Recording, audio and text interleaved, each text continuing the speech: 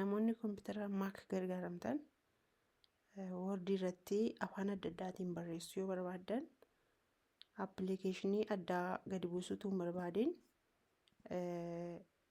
akkamittiin akkasiin barreessuu dandeessan isinitti agarsiisa. Jalqaba maal gootu appil meenuu keessan banattu system setting kan jedhu sanatti tuqxu isa booddee keyboard kan jedhu birratti kunoo keyboard keessatti input sources kan jedhu jira ishee edit gootu isa booddee mallattoo eda'uu kana tuqxu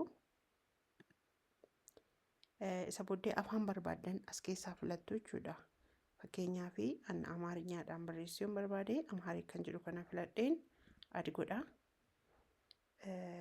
Isa booddee dan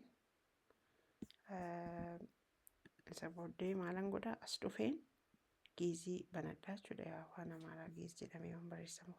Isa booddee wordii koon banadhaa afaan Amaaraa kunoo barreessuu danda'a jechuudha.